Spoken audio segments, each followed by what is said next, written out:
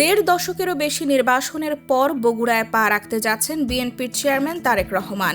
2006 সালের 24 ডিসেম্বর শেষবার বগুড়ায় উপস্থিত হওয়া তিনি এবার আবার উত্তরবঙ্গের মাটি স্পর্শ করবেন। প্রথমে 11 জানুয়ারি তার সফর নির্ধারিত থাকলেও নির্বাচন কমিশনের অনুরোধে তা স্থগিত হয়।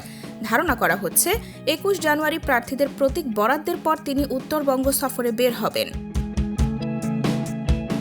বগুড়া বিএনপির ঐতিহ্যবাহী শক্তি এলাকা হিসেবে পরিচিত। 1973 সাল থেকে এই আসনে বিএনপির বেশিরভাগ সময় জয়ী, তবে চলমান প্রেক্ষাপট এবার ভিন্ন চ্যালেঞ্জ তৈরি করছে। 17 বছরের রাজনৈতিক পরিবর্তন এবং জুলাই গণঅভ্যুত্থানের পর নতুন প্রজন্মের ভোটাররা আগে যেমন রাজনীতিতে সরাসরি অংশ নিত না, এখন তারা কর্মসংস্থান, সুশাসন, স্বচ্ছতা এবং আধুনিক উন্নয়ন চায়। একদিকে জিয়ার উত্তরাধিকারের প্রতি বগুড়াবাসীর আবেগ ও সমর্থন, অন্যদিকে জামায়াতের সুসংগঠিত কৌশল বিএনপির জন্য বড় প্রতিদ্বন্দ্বিতা তৈরি করছে। জামায়াতে এবার উঠান বৈঠক, কমিটি গঠন এবং তরুণ ও নারী ভোটারদের কাছে পৌঁছানোর মাধ্যমে নিজের প্রভাব বাড়াচ্ছে। জেলা বিএনপির নেতারা আত্মবিশ্বাসী, তারা মনে করেন ধানের শীষের জনপ্রিয়তা ভোটে রূপান্তরিত হবে।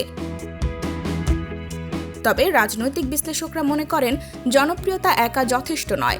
নির্বাচনের সুশৃঙ্খল সংগঠন, কার্যকর কৌশল এবং অভ্যন্তরীণ সমন্বয় অত্যন্ত গুরুত্বপূর্ণ। তারেক রহমানের আগমন কেবল স্মৃতির প্রতীক নয়, বরং উত্তরবঙ্গের রাজনীতির নতুন রূপ নির্ধারণের লিটমাস টেস্ট।